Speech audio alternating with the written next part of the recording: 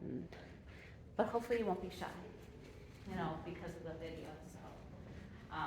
It's, the microphone is not in the video, so if you come to ask questions at the end and you're afraid of being seen, I promise, you're not in the frame.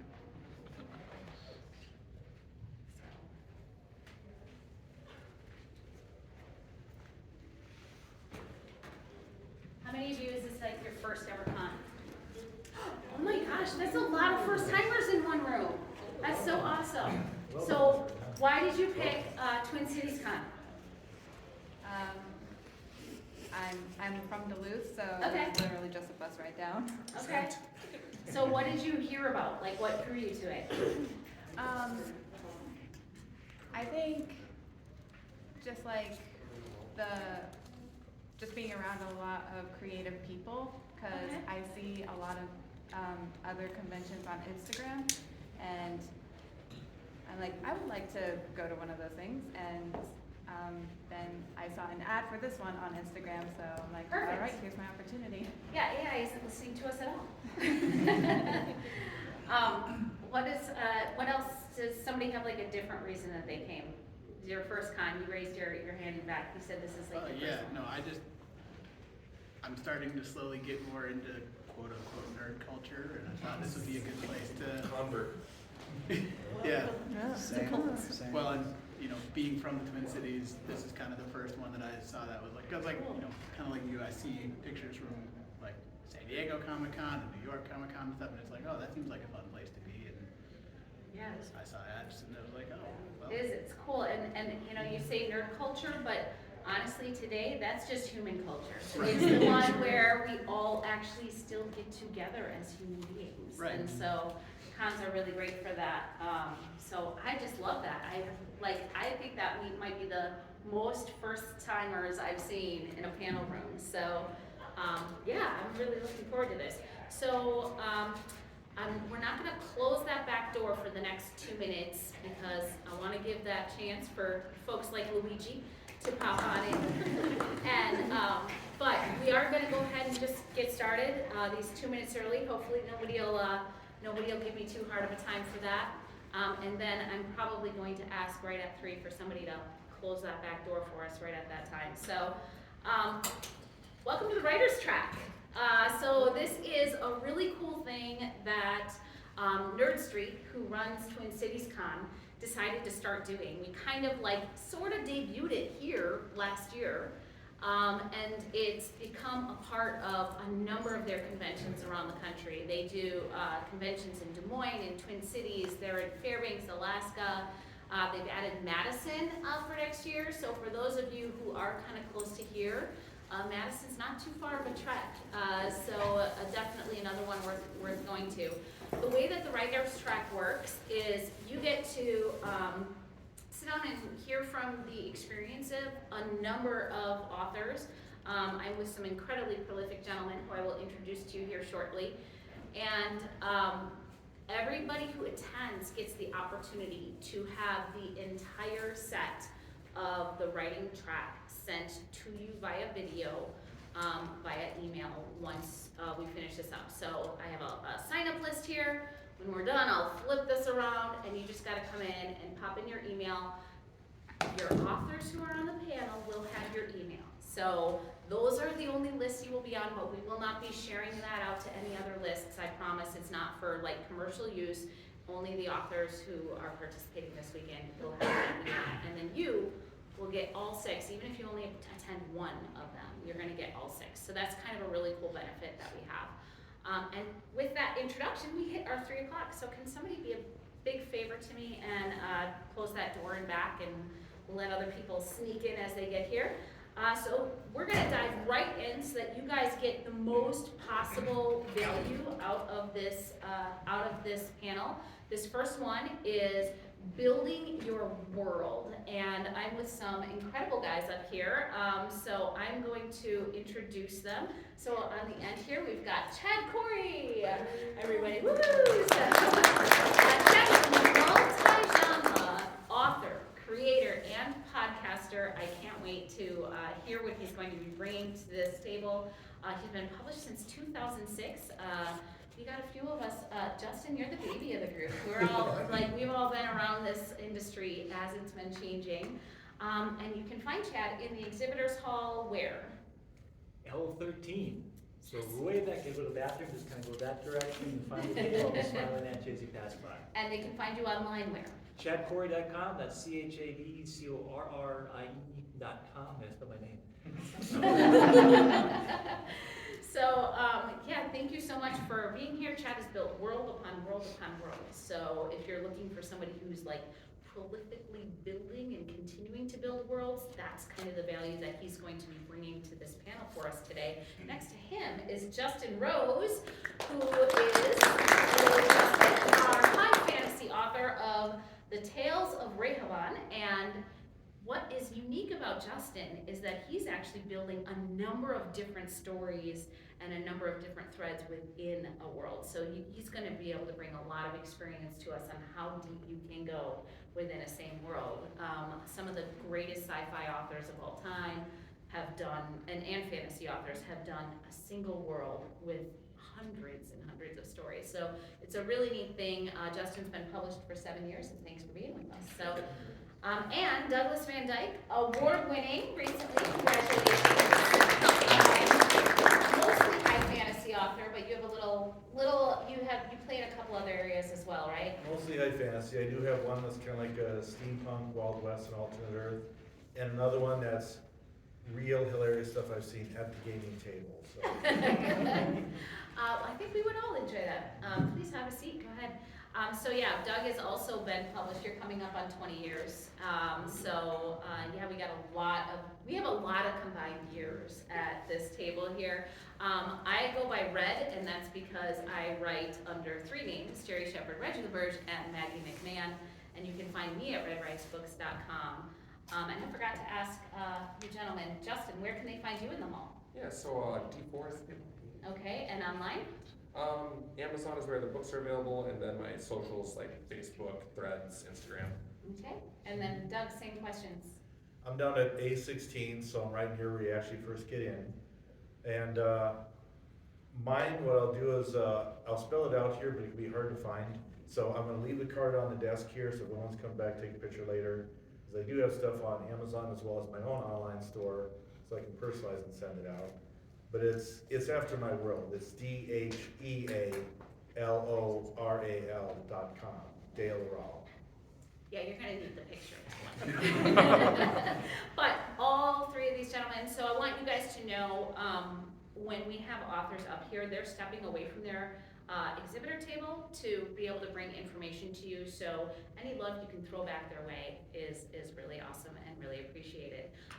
So we're gonna talk about world building. And my first question is, a lot of times, especially early writers, and we've got a little bit more of a mature crowd here, but a lot of times somebody thinks about building a world and they're really just thinking about that setting of the world, the locations of the world, but there are so many other elements that come into play when you're building a world. So Doug, I'm gonna start with you. What are some of the other elements that you think are important to make sure that you're including as you're doing your world build?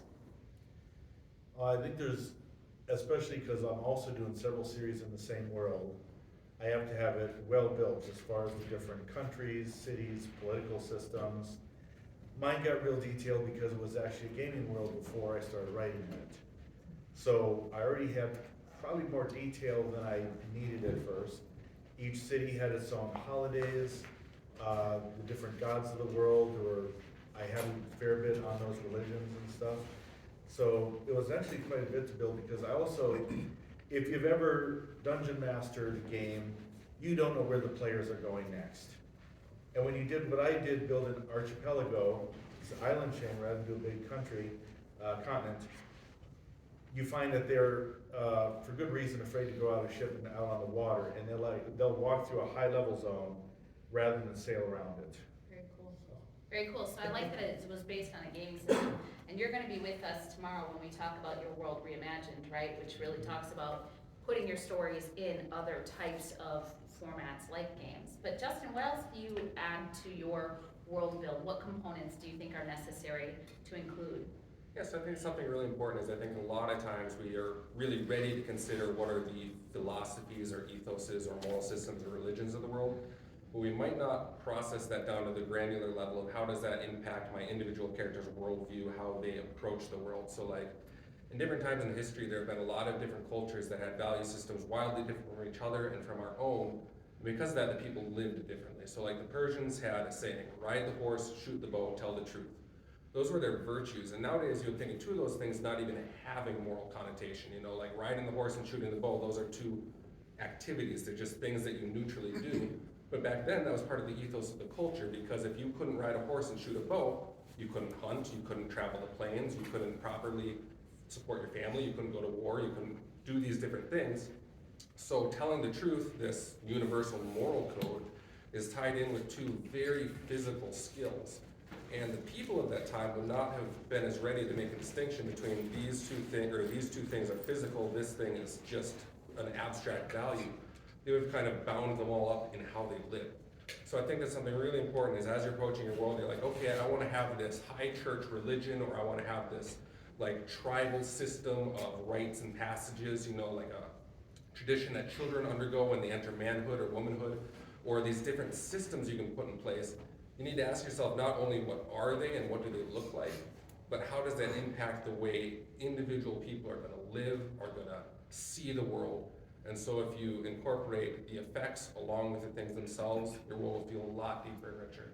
Thank you so much for that. That's really cool. So, Chad, add to that. So what is it like what is your process for creating the world with all of these Yeah. different pieces that we're talking about? I realize the detriment now, sitting at the far end of the table after following that. I guess my take on that, kind of building up on what you guys have said, my take on it is, first of all, figure out what are you going to use this world for? Because that will determine the level of detail and development you want to put into it. If it's going to be something you're going to use for a comic book, or for a role-playing game, or for a novel, there's different levels and different depths of detailed development stuff you put into that. For some things, like you do comic books, you don't really have to have the whole world fleshed out necessarily, because you're doing a comic book, you get more visually focused on that. So picking and choosing where you want to start, I usually start from the macro side of things and kind of get the big all the way down to the bottom, but you can also go from the micro to the macro. So I guess that would be my input, is figuring out where to start and then how to start. Like, because what I've done myself, I've built a couple of different worlds now, is you can get lost in the details. And you can get so focused on doing stuff and focused on things that don't have any relevance whatsoever. Like the guy's color of his tie in this 15th level thing. No one cares. No one's going to read about that. You might like it, but so keeping it practical and keeping it focused, because you're going to develop as you write more stories, as I'm sure the gentleman can attest to, you're going to add more elements and flavor and things. So having that blurred element to it gives you more creative freedom to kind of create and flesh things out more, if that kind of makes sense. It does. Do you have a method for keeping track of what your world is? Because it's a lot of, and we'll start with you, Chad, on that one. Like, we've talked about a lot. So how are you keeping track of it both for yourself as well as for your readers when you're having a world that is lived in through multiple stories? Good thing to do for me is I have like 4 different elements I always do for everything I create. There's kind of a thumbnail history, which kind of a short little synopsis of different things that take place in a general sense. Kind of like just these are the major epochs or major areas of development at that time in history. Kind of a little thumbnail to follow through. The second thing is I have a pronunciation guide, because obviously in fantasy we have a tendency to make a lot of words up and say things a different way. And so having that consistent is really good, because I've found, especially when you do audiobooks or things like that, they're going to ask you, how do you say this? And I found early on, I have no idea. So I'll just type it up. It looks cool, but I have no idea how to say it. I didn't realize at the time you actually had to figure that out. Someone else is going to read that. So having the pronunciation is helpful. It also can play into the factors of maybe there's some play on words within the languages of the world, so things sound similar to other things. You can kind of build on the history in the world and the interactions that way. I also have found that having a reference guide as far as the general overview of like this racial ethnic group, this is this civilization. Here's some basic traits, here's some color themes or things to work with, because if you do comics or if you do other things, it's good to have that handy reference on hand. People can say, what does this look like? Well, here you go.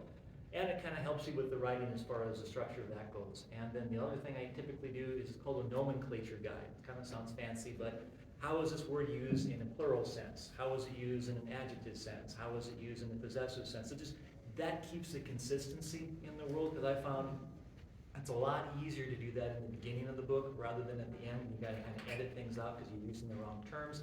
Keeps you consistent, and it makes the world, at least for me, seem more believable and lived in, so. I have to say, I am completely guilty of having a couple of names in my sci-fi that I'm not sure how to say them. I know how they're spelled, I've done the research, these are the right names, and I'm like, when it comes time for audiobook, I'm gonna have to figure some of this stuff out. So I definitely am guilty to that. So I'm guilty of that. So it's you've done a little bit more good hard depth on that. Well, than you I learn have. the hard way, right? You gotta, Yeah, you do. I'm gonna say, just I'm gonna make something up, and somebody's gonna get on me about that. I know. So Justin, I'm gonna kick off kind of in a continuation of like sort of to finish wrapping up this portion of the build and all of this detail we have. We've all talked about different things that are in there. You've talked about systems, and we've got nomenclature, and we've got, you've got all this depth, and why are the people, wanting to avoid certain ways of travel. That is a lot of detail. And as Chad was saying, your reader does not want to know all of that. So how do you decide as a writer what you keep and what goes and what is, maybe held on to come out at a later time? Yeah, I think so. Probably the most important thing is just like, what does your story require? Like, if you're writing a story about a priest, you're gonna wanna know religious customs and practices, you're gonna wanna know the nature of the spiritual in this world, you're gonna wanna know, is the religion true? Is there a spiritual aspect to this world? Is there a deity at play? Is there not? These are the things that are gonna come into play. You're gonna want the social perspectives on religions. What are the people viewing them as? How do they interact with the people?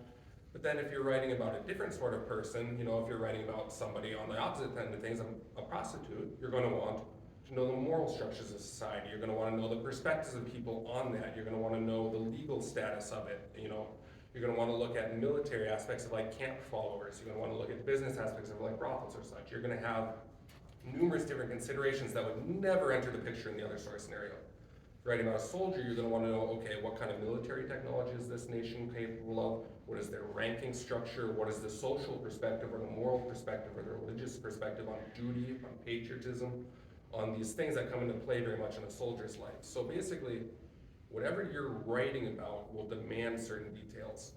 And if you focus in on those details and lean into them and develop a well-crafted system around them, then that will give you freedom as you write to play within that defined arena. But for every story, it's gonna be different.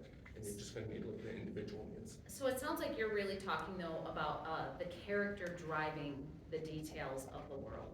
And Doug, I know you're a character-led writer, which makes sense for a lot of people who are coming from game lit or D&D, because you spend all this time creating this character and actually living in these worlds, in these campaigns. And in fact, they've actually done science that when you're playing a game and let's say, you roll your nat 20 and you're really taking out that encounter and you're winning it really strongly, your memory is not even in rolling the dice. Your brain actually creates memory that you've experienced that encounter. And so it's really cool stuff. It's really no doubt to me that you're like very character heavy.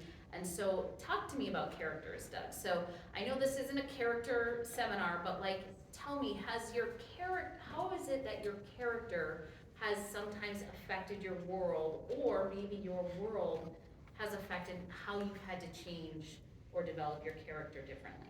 Take us let's play in this area just a little bit. Does bring up a good point, even leading off of how Justin introduced it. You're figuring out some of the dynamics of your world. And even though a lot of my writing and a lot of my stories, I'd say, started character focused, it's good to have all that background stuff because it helps you, kind of develop what is that character's interest, what is their background from. There is a lot of stuff there that your audience, the reader, may not need to be exposed to, but if you don't do it right, something's gonna feel off about that character. And I've done extensive notes on the characters. At first, I admit, every character I've done has like a resource sheet that started off looking like an RPG character sheet, since that was the background. What's their equipment, what's their description, spells and abilities. And I realized I'm missing so much from this. I started putting down mannerisms, quotes, relationships to other characters in the book. So that I find also that the more you detail that out, even if the reader doesn't see all of those things, it's also helpful for writer's block. Go back to the character and refocus. And as far as how they affect the world in that, obviously again, what's the character's conflict? Their world is gonna be revolving around them a lot of times. And I've done books that are either both. I've done books like my Epic series where there is legitimate threat, end of the world, and you gotta muster up and take care of it. But a lot of times it's still going like through the characters, their struggle.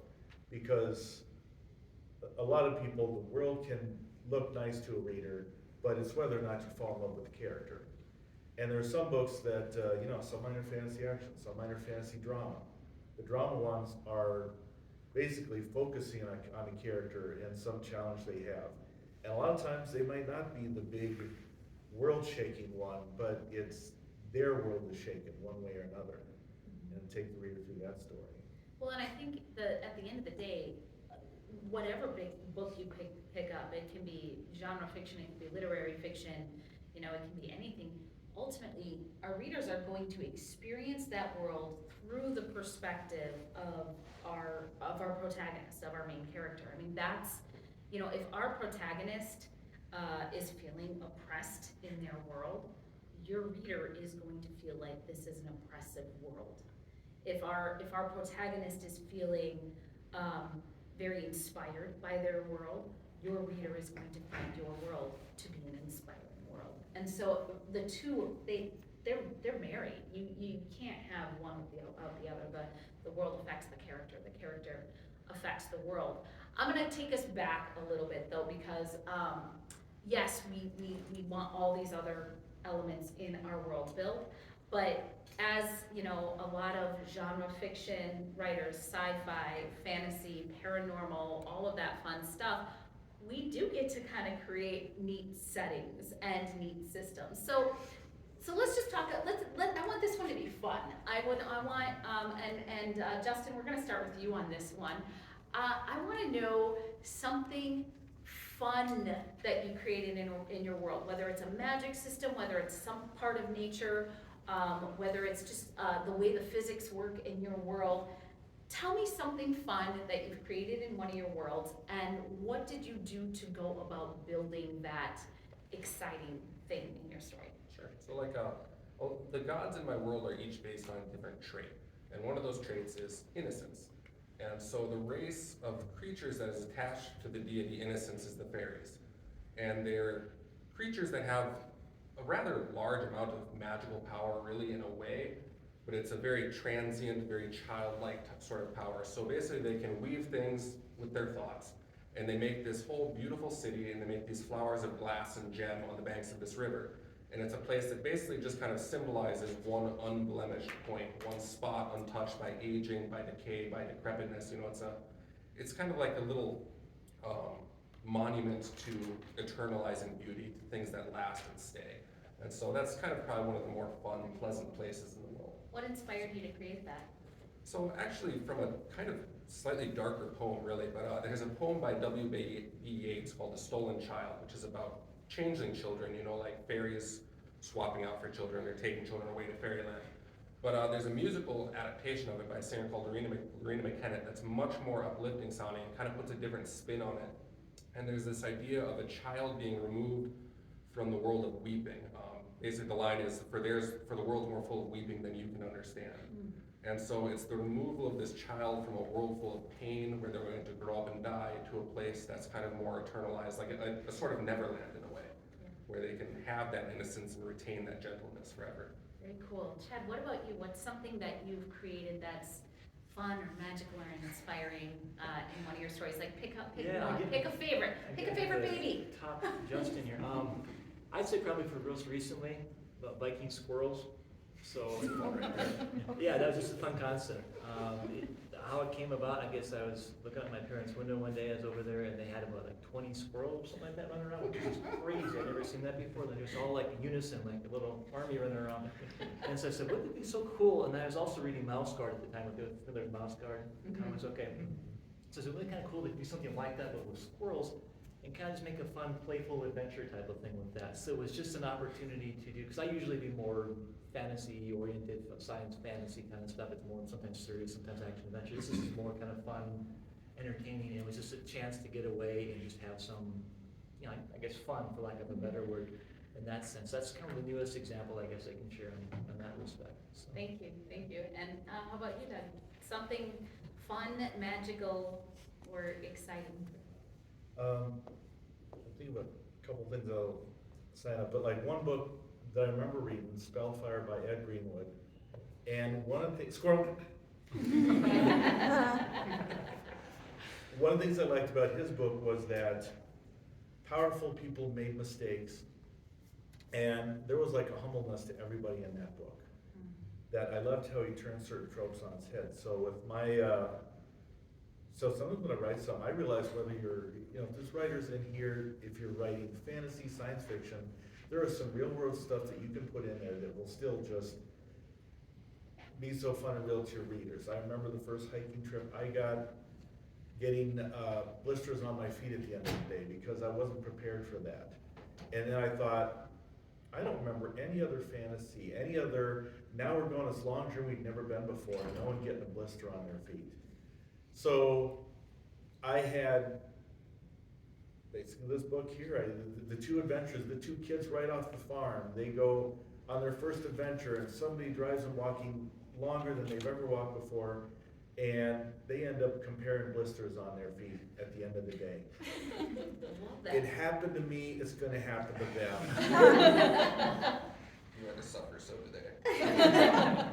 One of the things I love though is like the number of different places where inspiration was found here. You know, it's like from blistered feet to crazy squirrels outside your folks' window to like this dark poem that then you took and you flipped and made very light. And that's one of the things I think when it comes to building worlds, that if you are drawn as a writer to create, there's not like a place to find like, hey, where did you get, how many of us have heard the question about 1,000,001 times, how do you get your ideas?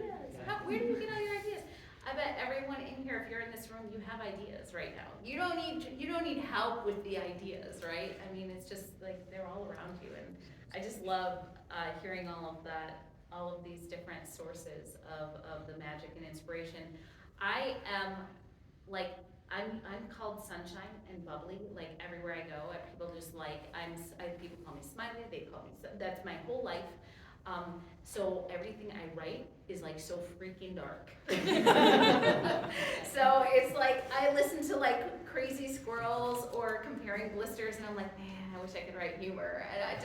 And I'm not light, I write really dark, and I almost feel like it's kind of like I have this other persona that I get to be in my books. And so like, my world's like, there's one of the things that I have in my Fault Lines world is I have these things called vice lounges. So I wouldn't say it's fun and exciting.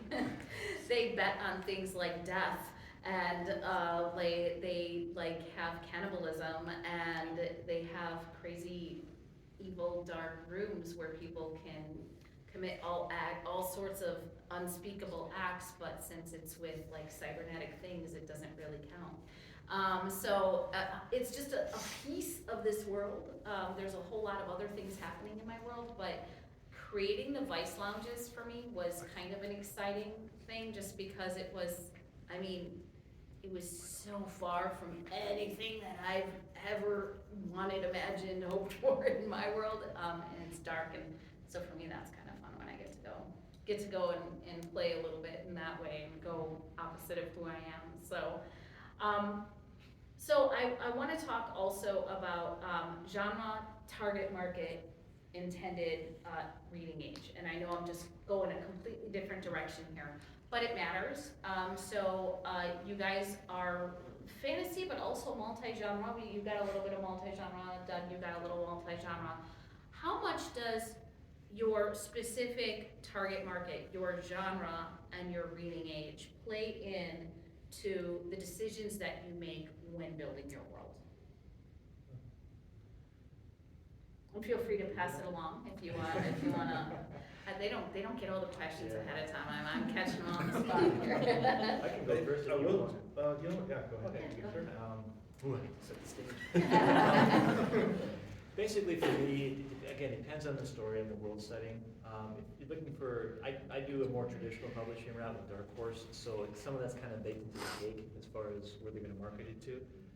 But it does inform or flavor, as you were saying, Ren, about the how you go about explaining things, sharing things. I probably wouldn't like your device. I'd say it a little differently, probably for a young adult audience than I would for an adult audience.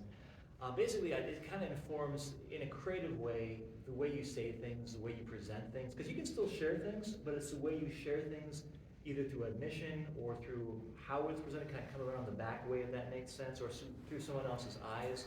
For instance, I have another book series coming out, young adult series coming out next year, and it was different because I'd never done young adult before. And for me, the challenge was trying to see, okay, I'm not 16 anymore, so how does a 16-year-old see this? And then they're gonna see things, they're gonna catch things, focus on things like blisters and things that you're not gonna think of as an adult. And just having that interaction with the adults because the adults, as the reader, as an adult, you know kind of what they're thinking, but the kid doesn't, so you're getting that interplay with the kids and the adults that you don't really think about unless you have those eyeballs or that worldview to look through, if that makes sense. So that kind of informs it that way. Obviously, as far as how you're going to market it, like if it's going to go to bookstores or independent stores, things that kind of helps maybe flavor where your market is, what they can take, what they can't take, and what they might be looking for. Obviously, in world building, like I said, you don't want to go too crazy if it's not going to be important for that story or that segment. So I think I rambled enough. No, Or is that no, on? not at all. That's great. Okay. Do either of you gentlemen want to add to that? Yeah, I think I can go Go ahead. back in. For me, I think sometimes the biggest things is how I plan, like, what am I writing next? And nobody has to feel like you have to write a whole bunch of books, you know? In your life, it's easy to write one good book and be proud of that. Stretch it to one trilogy and be proud of that. I'm up to 9 books, not counting one that was the first that's tucked away. We won't mention that. But anyway, but I get ideas all the time, and I've learned to see what do I focus next? What do I need to focus on next? There's people that have asked me about when is this book out next for this series, and I want to work on that. Sometimes stuff still comes up. I've had anthology options this year. If I got on them, if I wrote them quick, and so all of a sudden, okay, you're moved to the front of the line, and I'll get that done. But like even the stuff, if you were to look at my shelf, since it's mostly fantasy, that's mostly what I'm pitching. The one steampunk Wild West one, I like it, and other people say they like it, but you know what? I hardly pitch that one. Because once you've also get so many books on your shelf and you're mostly focused on fantasy, you gotta kind of pick and choose what you're willing to pitch to people. And in a way, as you're going to write more stories, that's gonna also change my focus of it too. Because I'd like to do another book in that world, but it's like, but it doesn't sell as well as my other, and I'm pitching my others, so it affects it. Just to kind of add to that, I think we're all coming to this from the perspective of working writers, and that's a decision that you'll have to make as a creative. You're like, do I want to be an author and like write a book? And that's fantastic. If you have this story that is just living in your head and you have to get it down, write that story. You can write that story and you can be an author. That doesn't mean you have to be a working writer. So like you talked about like, hey, I might not do that one because I'm not pitching it, I'm not selling it. For some people, if that's not their goal, is to be out there like selling book at events or online or whatnot. For some people who just want to tell the story, you can just tell that story. But yeah, you're right. I have to stop the squirrel all the time from writing the books that don't sell because I'm like, oh yeah, I do this for work. I have bills to pay. I forgot. So, Justin, do you have anything to add on to the target market type of? Not a whole lot. Like so far, all my stuff that I've actually published out there. I mean, I have hard drives of 1 billion unfinished projects, but like as far as the stuff that I actually have out there in the world, it's all been pretty consistently targeted to one market, the one series, so I probably really wouldn't have much to add on that. So I'm gonna let you kick off our next question then, which, Okay. what kind of real world research, real science, real nature, real physics, real systems do you do, before you start to build your fantastical and made up worlds? What sort of real things do you include? So I've always liked history, so I've always had a fair grounding in it before I started writing. But I try to stay abreast of a lot of different like podcasts and series, you know, just kind of like keep myself thinking about different time periods, how things function in different time periods just by having that steady immersion. And then if I want to know more specific things, it's pretty easy to narrow down subject by subject. So like, as far as just general history goes, like I love the Hardcore History podcast, History on Fire, The Rest is History, these things that will just give me a basic grounding in different periods. And then if I want to know something about specifics of like sword fighting, say I'm writing an action scene and I want to know, okay, what was the advantage of a polearm over a sword? Why would you want a pipeline versus a, you know, a mixed man-at-arms and crossbow rank, you know? Like what are the different advantages and disadvantages? You know, why were the Mongols and the other steppe tribes dominant for like 1,000 years until muskets came along? There's more specific places you can go for those things. I feel like I need to rename this panel the Red's Imposter Syndrome panel, because like, I was like, wow, that's like really in depth that you even look at like that level of like weaponry research and whatnot, and I really admire that. That's really cool. So yeah, thanks for sharing. Chad, what kind of research do you? History Real all the world way, research. all the way. Yeah, Yeah. I like history, I always have, which is ironic because I didn't like school. Anyway, another topic. But history, I like the elements of getting the basics figured out, like you said, but also getting the depth. I like finding the quirky things in history. I like, just recently we found out that the Romans actually had gyms where they had dumbbells and weights, and they worked out, and they had saunas and spas, and they actually did squats, and they had them like, really? And they had pictures of them. I guess that's kind of cool. So putting those kind of elements into stories where you don't think it's real, but then there's evidence that it's real. Trying to find ways that, you know, like how bathrooms work was kind of funny for me, like training some things, just, you know, practical stuff. How was food prepared? How was, you know, what's the shelf life of the average hamburger, shall we say, in the day? And it's, you know, that kind of stuff, because that plays into, you know, rations, that plays into when someone gets sick, what happens then? Surgery, a fun thing, a little tidbit I learned. I guess Cicero said that Cicero's a Roman senator back in the Republican days of Rome. He said he was bragging that he was the only senator, the only person that got varicose vein surgery, but didn't have to hold them down the table, because I guess they cut in and pulled the veins out, as you know, doctors back then are kind of creative. And so, Creative. but We'll go then with that. little tidbits like that where you just say, I'm the only guy that didn't have to hold down when they cut out his veins out of his legs. I'm like, that's kind of cool, you know, little tidbits you wouldn't know. They did vein surgery back then. So just fun stuff like that. I also like looking at the history, how everything kind of interrelated, like you're talking about. Because we don't often think about it, we kind of get compartmentalized, like, you know, this part of the world, but just how did everything function together? How did the East work with the West? How did the South work with the North? And these countries and things. And then that brings a greater dynamic to kind of, I guess, skill, for lack of a better word, for your own world systems. Because, oh, that works there. Maybe I can tweak that, turn that around, and make that work for this world. And your work's pretty much already done. I guess I should have said that earlier. Steal as much as you can from, like, you know, open source material like history, because no one's going to, you know, plagiarize you or anything like that. You take that, use it for your foundation, and kind of build from there. So.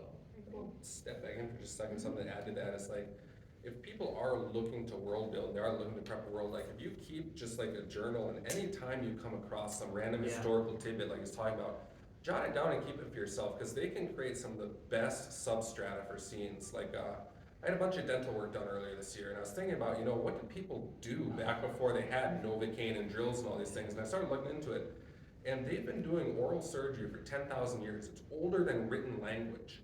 They've found skeletons with precise drills in their molars that are filled with beeswax. Yeah. Because they would take an actual bow drill, you know, a stick and, you know, string, and they would drill into the tooth, and then they would pack it with heated beeswax, which is pliable, and then would harden at body temperature.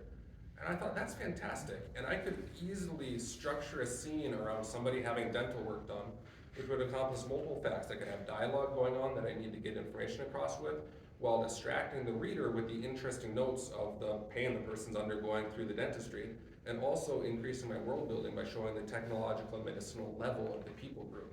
So like you can hit 3 different solid points there complete all these different tasks just because you picked up one random tidbit of information. You know, it's really crazy too, they did cataract surgery back in the day too. Did not know that. That's They amazing. actually stuck it in the eye and they blew out the cataracts with a little straw, but blew it out. They blew it. Blew it out with a little metal rod, they stuck it on. How they figured that out, I have no idea, but they just. Trial and error. Yeah, trial and error. I gotta say, so in the Vice Lounge, they're just gonna start doing old-timey cataract surgery and oral surgery. I wanna make sure that we're gonna leave some time for some questions here. And, so I wanna ask you guys just kind of like one closing question. And we'll start with you, Doug, since, you didn't get to add to the last one, but, is there a specific writer or work that really inspired you, as you've been a world builder, and how have you used it or reflected on it in creating your own work? I had already mentioned one, Ed Greenwood and Spellfire. And I did like it because he made many things humbling about even powerful characters. They're human just like the rest of us. That was definitely one big influence. I was a fan of R.A. Salvatore, his series, his long series now, because I wanted to do a lot of action in my books, and it can sound really boring. You know, what do you do? Like, he swung, he ducked back, whatever. It can sound really boring. But he had a way of doing a scene that you could visualize it, that each one had its own flavor. And I was like, that's what I need to not like bore the reader. Have the fun and do that. Awesome, thank you. Justin, what about you? Somebody who inspired and how you used that inspiration in your work? Probably the best example I'd have would be like contrasting two authors, both of whom I love, but one of whom I'm going to use as a negative example for this. So like, Brandon Sanderson and Robert Jordan both wrote fairly similar sort of stories. They wrote, high fantasy world building stories with their own magic systems developed. And like, if you read Brandon Sanderson's Stormlight Archives, he has a system of magic where there's this special light that passes around the earth occasionally, and it's absorbed into gems, and that's where people get their power from, okay? It's a simple mechanism, but basically what he does is he makes gems then become the system of currency in the world, because this magic is valuable, that makes gems valuable, that makes this light valuable, so he made the entire world economy revolve around this use of stormlight. And it's a beautiful use of his magic system that allows him to just integrate it into every different aspect of the story, and so it makes the magic useful in writing multiple different things.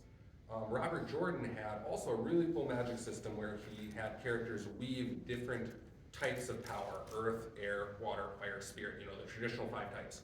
And each person would weave it in different ways and create things and use different abilities. And it was a cool idea, but he had all these main characters in his stories rediscover things that had been lost for thousands of years, despite the fact that almost immortal people had been studying it all this time. So his entire world kind of broke down in layers of believability because he couldn't make the magic system make sense. He couldn't make it make sense that all these brand new people are discovering things that people for thousands of years have lost, even though they've been studying it. So I'd say, like, looking at those two kind of taught me that, okay, what I need to do is I need to make sure that my magic system or my world building in whatever area adds something and allows me freedom to use it in an effective way and to do other things with, rather than breaking down bridges or suspension of disbelief. Thank you. Go ahead, Chad, it's all yours. Yeah, it's all mine. Basically, I think, backtrack here, I didn't like writing, like I said earlier, I didn't like reading, I should say, or either. And what got me introduced to it was, of all people, Robert E. Howard, the Conan stuff back in the day, which, because they were short, it wasn't a long novel, like, hey, it's short, and sometimes they're illustrated, so pictures and words, oh, great. But basically, he taught me the value of world building. If you're familiar with Robert E. Howard, Conan, Call, Solomon Kane, stuff like that, he was very good at what I kind of said earlier, taking elements that we know in modern history and kind of just repurposing them, shall we say, changing the spellings and stuff like that. I recommend maybe being a little more creative than that, but you can do whatever you want to do. But he kind of taught me how easy it can be to world build and how fun it is to have that system grounded in there, because he was able to do that's kind of like Force A and Force B. When they interact, they have a different worldview, like it's a different ethos. They have that great interplay because they're coming from two different types of people to different areas of the world, so you get a great exchange of world building and exchange. I just liked it. I liked learning about the world building. He did a really good action scenes, like you were mentioning about how to write action, and wasn't always great with dialogue, but he was great with the action and the flow. Another person I liked was Stephen King. He was one of the first authors I read. And he taught me something, maybe a negative thing you're talking about too, is you don't have to keep writing. Because Stephen King has a tendency to keep writing. Okay, we get the scenes over with now. Okay, just wrap it up. So he taught me kind of learn to be more brief in what I say if I have to, but also he had a very good strong ear for dialogue, I think, in a lot of the stuff he does. And he has a great way of describing the scene or character in some ways, in a very common way that I think is missing sometimes when you do fantasy, especially. You always want to do over the top and everything, triple prose and everything's, very overly detailed. Sometimes it's nice to be more grounded, so I learned that from those two authors, to kind of compare and contrast. For me, I love James S. A. Corey. I'm more of a contemporary, so if we've got any Expanse fans in here, that's like, I like that they write, I'm a sci-fi girl more than fantasy, so like I like that even though they have sci-fi, it's very human. And it's like it's grounded and it's deep, and yeah, there's all this stuff going on in the world, but it's really about how we interact and how we feel about the stuff going on. And so they have this way of taking these really crazy worlds and making it feel like they're going through the same stuff we are, because it's still like emotionally about where they are as humans, and that's what I like. And one of the other things that they do, you touched on, like with Stephen King, with the dialogue, how they're not like, they do have some characters who speak flowery, but then there are other characters that are like, they have this detective that's throughout the story, and he has just the most plain spoken language. And I will find myself reading those plain spoken lines again and again, because I'm like, oh my gosh, I'm with this character. And so yeah, it's neat to see so many different inspirations. I wanna make sure that I'm giving you guys a good 5 minutes of Q&A here. So I'm gonna open it up to the floor. Please feel free to go to the microphone if you want to, for others to be able to hear you, but if you can speak up, you also don't have to. And I will remind you that I promise the microphone is not in the frame of the video, so you don't have to be shy about being in the video if you go by the microphone. So, questions? Go ahead.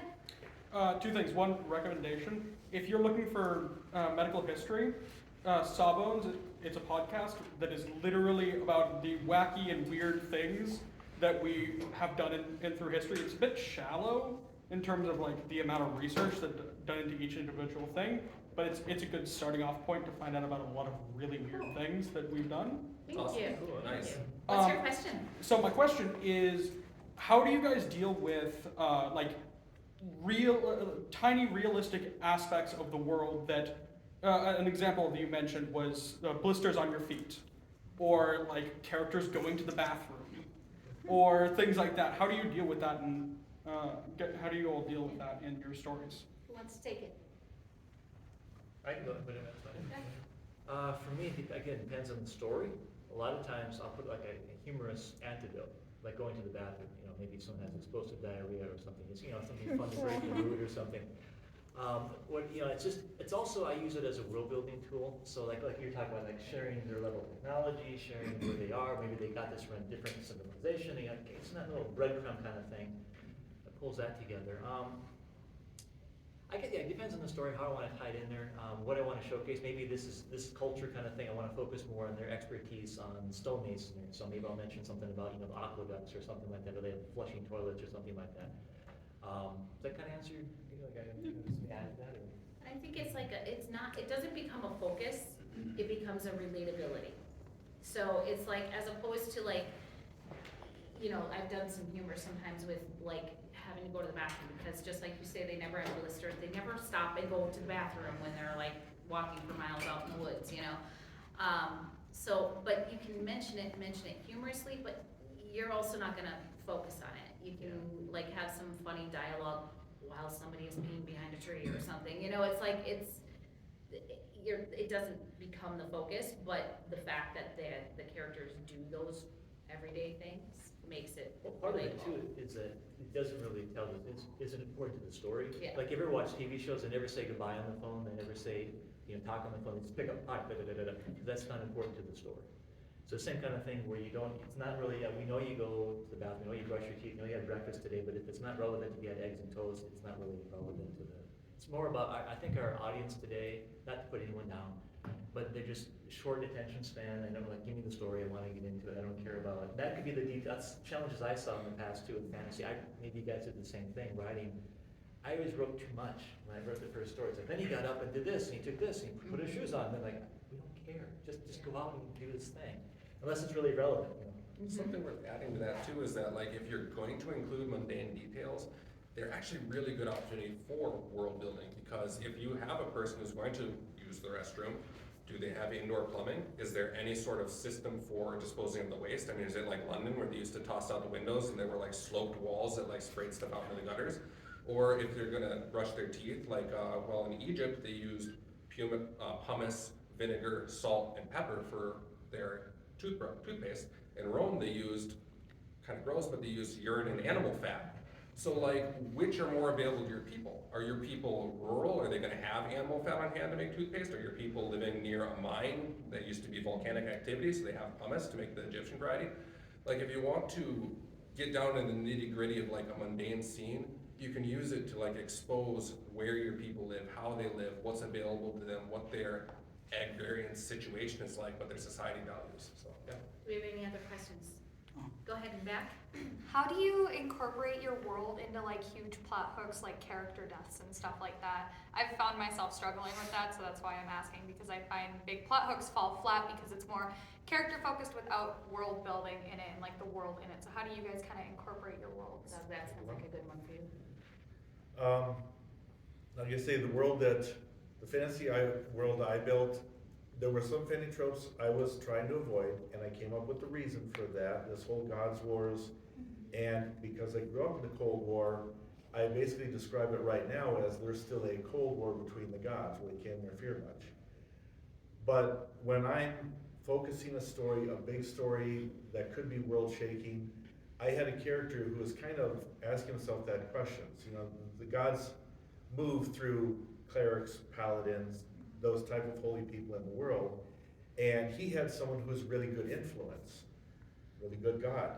But he constantly questioned is like, but it sounds good, but what am I giving up? It sounds good, but what does like putting things toward, such a being, mean to me? And it was kind of a consistent thing through this, because as he's going through these adventure, not thinking of the bigger picture finds him. And he's had this time to go through it in his mind, the reader, you see that. And so at least you kind of understand it more when he gets to a point that he has to make a decision. And we've helped build up with that, but you see how the world affects it too.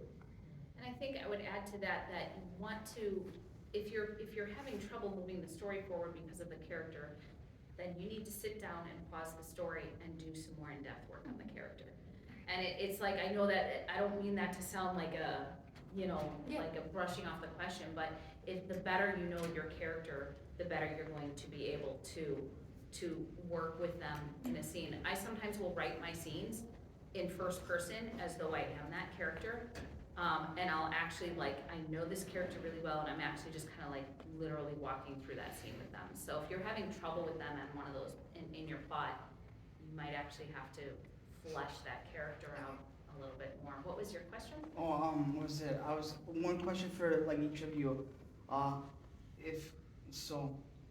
have you guys done both making a hard story, a hard world Bible as you make your stories, and if you guys done more of a fluid one where you add stuff as the story takes some shape?